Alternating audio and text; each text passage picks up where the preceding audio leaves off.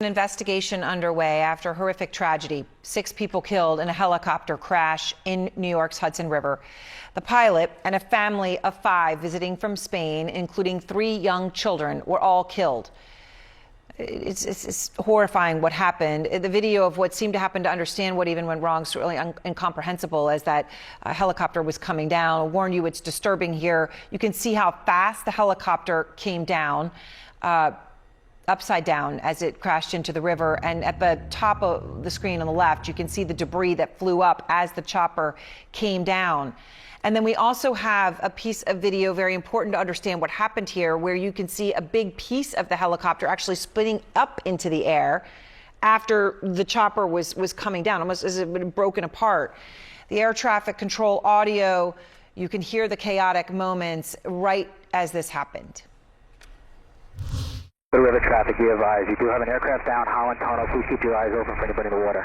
Please keep your eyes open. You guys see anything in the water, please let us know. All right, we're just circling over Holland now.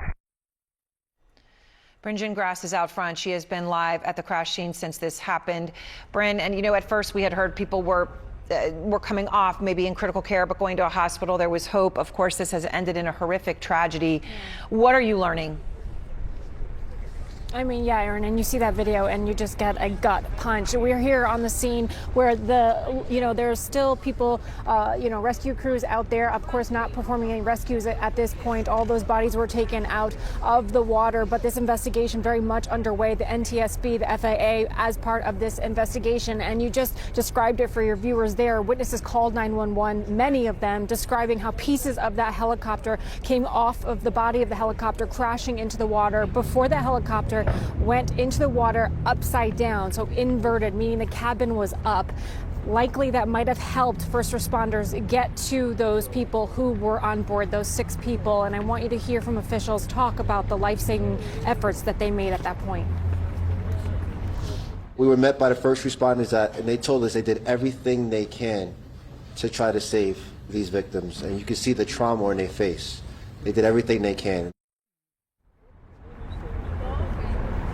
Yeah, 6 people on board, including a pilot and a family of 5 traveling here to New York City from Spain. What we understand is that helicopter took off for a tourist flight, which of course is so very common along the skyline here of New York City and of course here on the New York and New Jersey side. They took off from lower Manhattan and traveled north, getting sights of the Statue of Liberty, of the skyline of Manhattan, heading north to the George Washington Bridge before turning back down and following the New Jersey side of the Hudson River here before crashing down in the air for a total of 16 minutes. Of course, so many questions still, Aaron, of exactly what caused it to go down, still unanswered at this point. Just so horrible. Bryn, thank you very much. All right, former Black Hawk pilot Brad Bowman is out front because he's flown this exact model of helicopter involved in this crash tonight.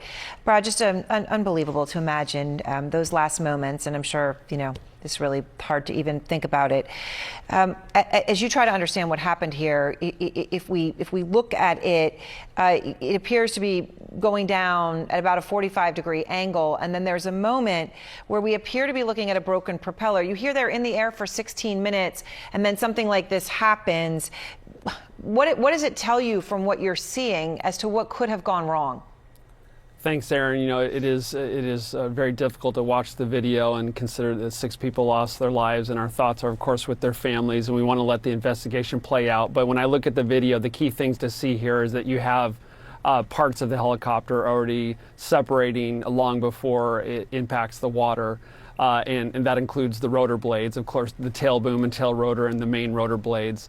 And there's several reasons why that could occur. One reason would be that you would have inappropriate maintenance or part failure due to fatigue of a particular part, corrosion. You can have collision with other objects or engine failures. Those are just 5 or 6 examples of what can cause the rotor blades, the main rotor blades or the tail rotor, to fail and separate. And then obviously when that happens, then that's not good.